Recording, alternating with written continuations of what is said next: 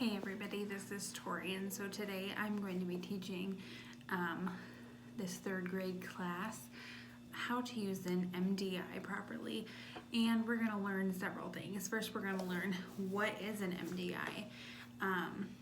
We're going to learn the different parts of it, how to use it, how to clean it, and the things that would make it work better. So we're going to go ahead and get started. I learn better when I see things, and so that's kind of the way that I'm going to teach this class. So the first thing that we're going to talk about is the objectives. Objectives are the things that you're going to learn and the things that you'll know after we've completed this lesson. So we're going to talk about the proper use of MDI, including instructions on how to use a spacer. The objectives, the things that you'll learn after we've done this course. You'll know what an MDI is. You'll understand what those letters stand for. You'll learn the different parts of these MDIs. We'll talk about all of the different components that go together to make this work. We'll talk about how to use the MDI. We'll talk about the proper way to use it, the improper way to use it, and we'll talk about spacers, why spacers are so important, and some things to look for when you are using a spacer.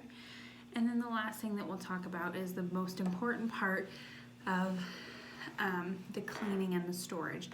So of course we want to make sure that we're keeping these as clean as possible, and so we'll talk about how to do that. So we're just going to go ahead and start. So MDI, which now that I think about that, you can't see from that direction. And you know what? I can't flip my camera, so that looks silly. MDI stands for meter dose inhaler. This is probably what you think of most often when you hear the word inhaler. Looks like this. Maybe you have a friend or a family member that has to use an inhaler, and that's maybe where you've seen it before. Maybe they have asthma and they get short of breath, and so they keep an inhaler to help them.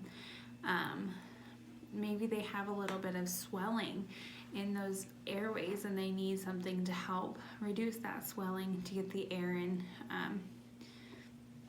easier. So we can use MDIs for a variety of different needs. Some of the most common things that we'll see MDIs used for is a bronchodilator. That's just a really big word that means medicine that opens your airways.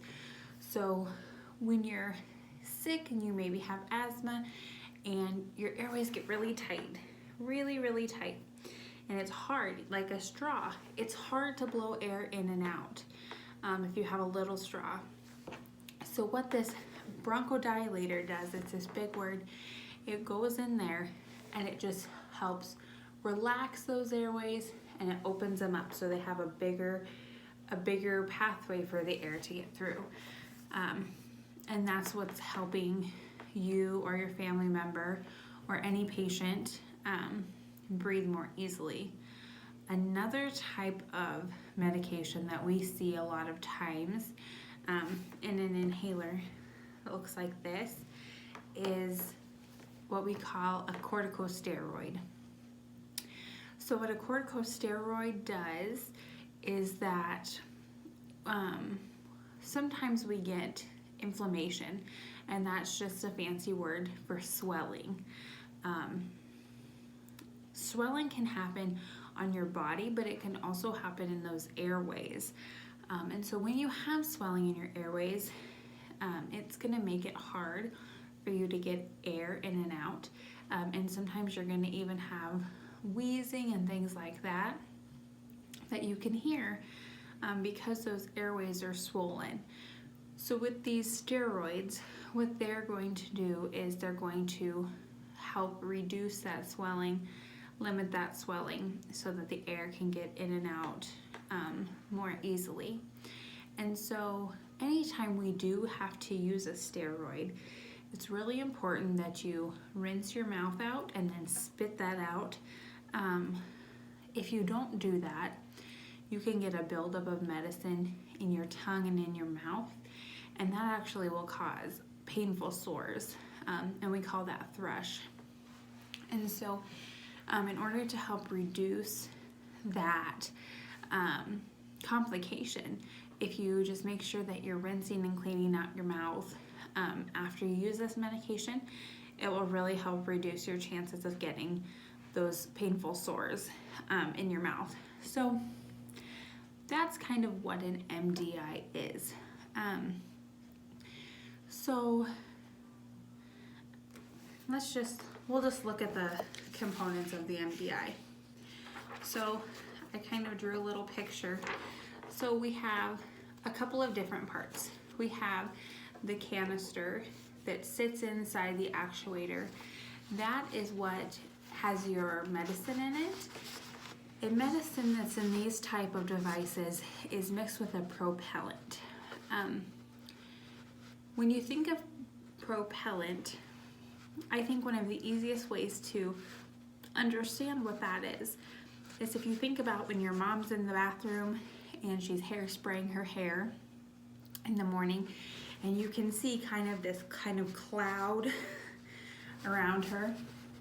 There's propellant in hairspray. Now this is not the same kind, but what it's doing is it's helping to carry the medicine. It's helping to take that medicine down into your lungs. So that's what the propellant does. That canister that has the medicine and the propellant in it sits inside of the actuator. Okay, so the actuator is what holds the medication canister and what helps it to be delivered. There's a mouthpiece here, which is what you're going to firmly seal your mouth around, or better yet, a spacer, which we'll talk about here later. There's always going to be a cap to cover that mouthpiece to keep it as germ-free as possible. Okay, and then there's this little piece inside. So inside the canister, there's this little knob, and we'll look at that. And when you actuate, that's just a fancy word for saying that we're going to push this down and we're going to take the medicine. So when you push on the canister and you actuate it, there's a little piece inside that pushes on it, which is how the medicine gets out and into the mouthpiece. So those are the parts and pieces that you can see when you have an MDI.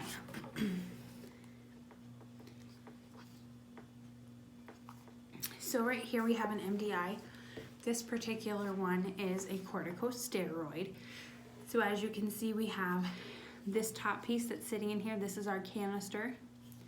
What you see here that's red is the actuator. Here's our mouthpiece cap, and we have a mouthpiece. You can't really see inside very well, but that's what's going to push on the canister to help deliver the spray. So those are all the parts, the components of the MDI. Now, you can use an MDI with a spacer or without a spacer. I always recommend that we use a spacer. The spacer is important for many reasons, but we'll get to that in the next little bit here. So to use an MDI, anytime you have an MDI, you have to shake it. That's what's going to mix up that medication with the propellant so that it's going to get where it needs to go. So you need to make sure that you're shaking it really well. Another thing to remember when you're using this type of medication is that the very first time you use it, you have to do what they call actuate it. Like we said before, that's just a fancy word for push the canister. So the first time you use this, you're going to take off the mouthpiece and you're just going to push it out into the air. That's going to make sure that the time that you take, by the time you take this medication and you put it in your mouth and you are getting it to your lungs, you're getting the full dose. And so that's why we do that, what we call actuating on the first spray. You'll also do that if it's been more than 24 hours between the time you've used it last.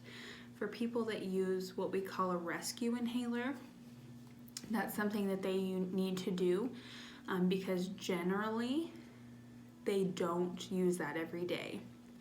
So when our patients are using a rescue inhaler, it's something that they only use when they need it. When they feel like they can't breathe very well, that's when they're going to use the rescue inhaler. Other inhalers have scheduled times. Steroids, usually we take those twice a day. So every 12 hours, you would take whatever your, however many puffs your doctor tells you. So it's always on your box. For this particular type of medication that I'm talking about today, you take 2 puffs 2 times daily. So this patient would take, they would shake it up, okay, they would remove the mouthpiece. If this was the first time, they would actuate 1 time into the air. If it was not the first time they were taking the medication, you wrap your lips firmly around the mouthpiece, and then as you push down on the canister, you breathe in nice and deep, but slowly. If you breathe in too quickly, you'll have that medicine just hit the back of your throat. It's not actually going to get into the lungs, it's just going to come in and hit the throat. So that's why you need to breathe in slowly and deeply, so that it's going to get all the way down deep in those lungs where it's going to do you the most good. So you've taken your first puff, but you have to take 2. So you put the cap back on and we shake it again. It needs to be shaken between each actuation, between each puff. So we're going to go ahead and shake it up again. Remove the cap. Again, wrap your lips tightly around the mouthpiece. And as you breathe in, nice, deep, and slow, you're going to push down. And then we're going to get that medicine deep down into the lungs. So that's how we would use this MDI if we were not using a spacer. However, I believe that it's best for all people to use a spacer. And the reason for that is because we don't always have perfect timing. We're human, we're not perfect. And so when we use the spacer, we're guaranteeing that we can get that medicine into the lungs. We're not going to miss any, okay? Because maybe you push this too late and you've already breathed in almost as much as you can, you're not going to get the full dose. If we use a spacer, this is what a spacer looks like. If we use a spacer, you're guaranteeing that you're going to get the full dose, because how this works is you insert the mouthpiece into this end right here,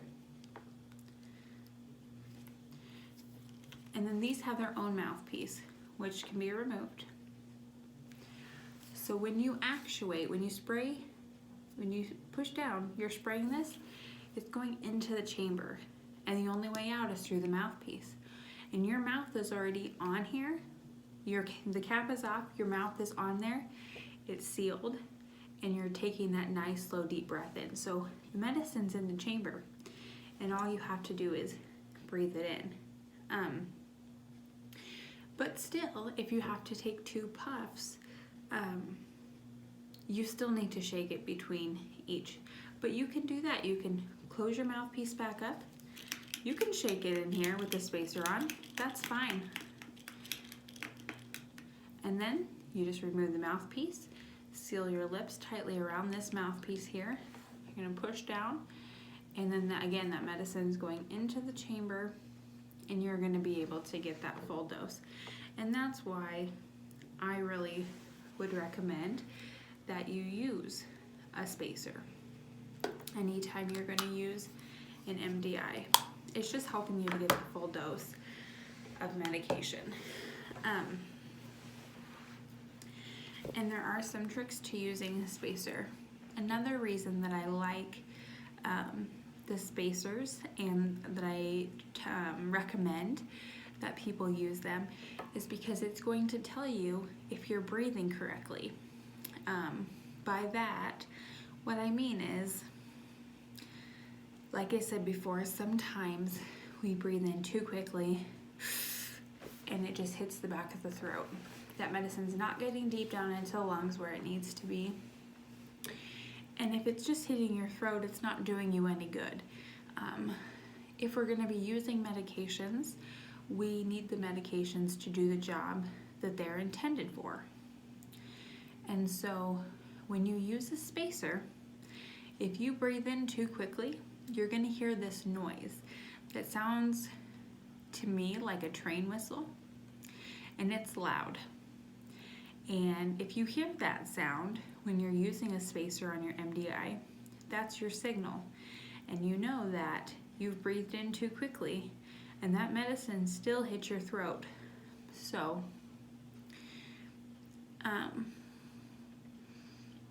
I guess in my opinion, that's why spacers can be very helpful. Not only are they giving you more time to inhale, but they're also keeping your breathing in check. They're making sure that you're not breathing in too quickly.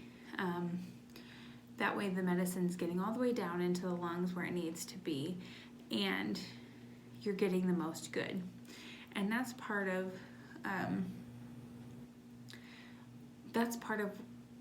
the reason that we would use a medication of any kind. You're not going to take medicine if it's not going to help you. You don't take headache medicine if you don't have a headache. And you wouldn't take an inhaler if you didn't need it. But yet, if you need it and it's not working correctly, it's still not helping. So that's why I think spacers are very important. That's why I recommend them to people. And that's just kind of my advice on spacers. They're not required. It's not that you have to use one. It's just that it's going to help make sure you're getting the correct dose, or the full dose, I should say, and that you're breathing correctly so that the medication can do you the most good. So that's kind of what we need to know about spacers. Now, the last little bit of information that I want to share with you is about cleaning and storage. You need to make sure that you're cleaning your spacer and your actuator, because there, like we stated before, there is medicine in there, and not only do we want to keep them clean, to keep bacteria out of there, to keep our lungs healthy, because we're breathing through these things. So we want to keep the bacteria out so that the lungs stay healthy, but also we want to keep that buildup of medication out of these devices. And so to clean the MDI itself, you would remove the canister, so this piece will pull out, and then with warm soapy water you can clean the actuator. And as long as you have nice warm water, not real soapy or anything like that, but you just want nice warm water, you can clean this, get that medicine buildup off of there, and then you're going to leave it to air dry. You don't want to dry it by hand because you can get particles that can get stuck in there and cause issues, but just leave it to air dry before you put your MDI back together, and then you'll have a really good opportunity for that to be clean. And that works the same way with our spacers. So the spacers, the ends do come off. You just pull them apart. They're just like a little silicone edge. So you just pull the ends off, and you can clean this as well with nice warm soapy water. Of course, we're gonna clean them good, rinse them with warm water. Both of these we will rinse, and then they both air dry. Remember that the canister does have to come out before we would wash it.